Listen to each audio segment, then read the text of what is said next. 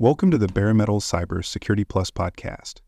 This series helps you prepare for the CompTIA Security Plus exam with focused explanations and practical context. For a companion study guide, check out the Achieve CompTIA Security Plus 701 Exam Success by Dr. Jason Edwards. It is the most concise and complete Security Plus guide on the market, built for busy professionals who want to pass the exam fast and on their first try. You can find this book and others at cyberauthor.me. In our last episode, we explored how organizations identify vulnerabilities through scanning, code analysis, and package monitoring. Those methods focused on examining internal assets and applications. But vulnerability identification does not end there. Many threats come from the outside, and staying ahead of them requires tapping into broader intelligence sources, offensive testing strategies, and community-based reporting. In this episode, we continue our exploration of vulnerability identification by covering threat intelligence, penetration testing, and the role of responsible disclosure and bug bounty programs. We begin with threat feeds and intelligence. Threat intelligence is the process of gathering and analyzing information about current and emerging threats. This includes data on known vulnerabilities, malware campaigns, attacker tactics, and indicators of compromise. When used correctly, threat intelligence helps organizations discover weaknesses before they are exploited and respond to threats more effectively. One important source of intelligence is open source intelligence, or OSINT. Open source intelligence includes publicly available data from forums, websites, security blogs, social media, vulnerability databases, and more. It can reveal newly disclosed vulnerabilities, proof-of-concept exploits, or attacker behavior trends. Organizations use open-source intelligence to stay informed and to adjust their defenses in real time. For example, if a new remote code execution vulnerability is disclosed in a popular web server, OSINT sources may provide early warnings and mitigation steps long before a formal patch is released. While open-source intelligence is freely available, many organizations also subscribe to proprietary or third-party threat intelligence services. These services offer curated, verified, and often more actionable data than what is found in open channels. Some provide industry-specific feeds, real-time alerts, or integrations with security platforms. Others offer context such as attribution, risk scoring, or recommended responses. Using a mix of open source and proprietary intelligence gives organizations both breadth and depth in their awareness of vulnerabilities and threats.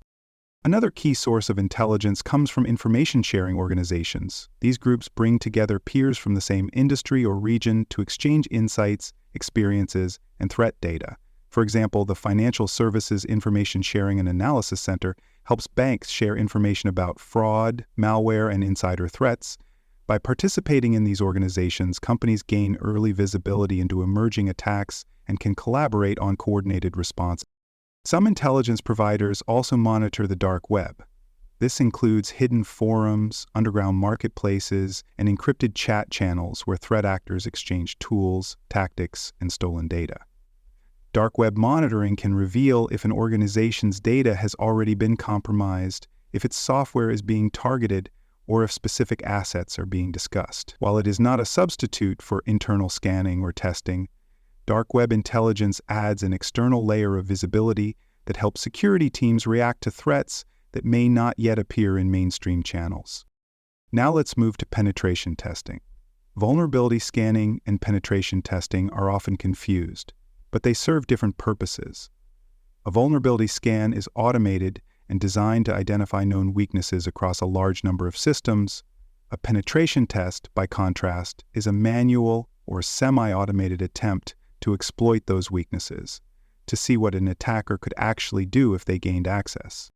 Penetration testing involves simulating a real-world attack against your systems, applications, or networks. The goal is not just to identify vulnerabilities, but to demonstrate how they could be exploited, what data could be accessed, and how far an attacker could move within the environment. Penetration testers use the same tools and techniques as malicious hackers, but with permission and clear rules of engagement. This allows organizations to evaluate their defenses under realistic conditions.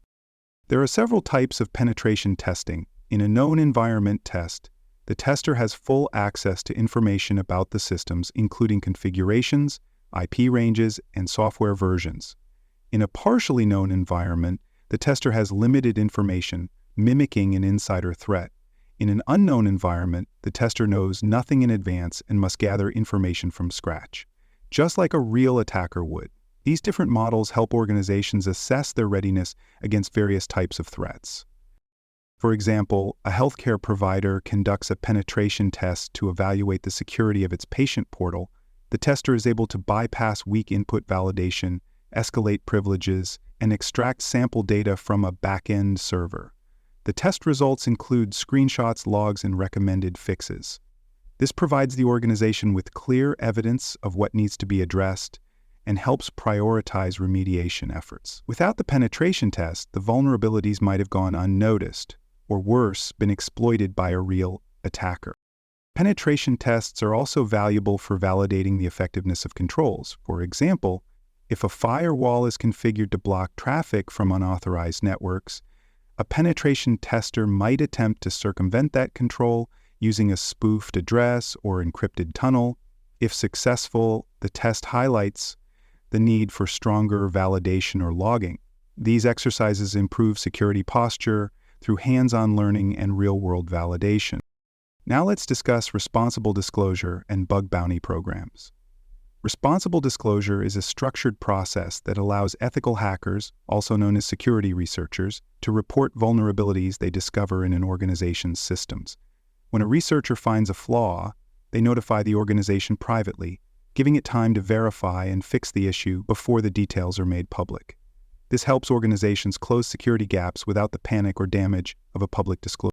To support responsible disclosure, many organizations publish vulnerability disclosure policies. These policies outline how to report vulnerabilities, what response time to expect, and what legal protections are in place for researchers who act in good faith.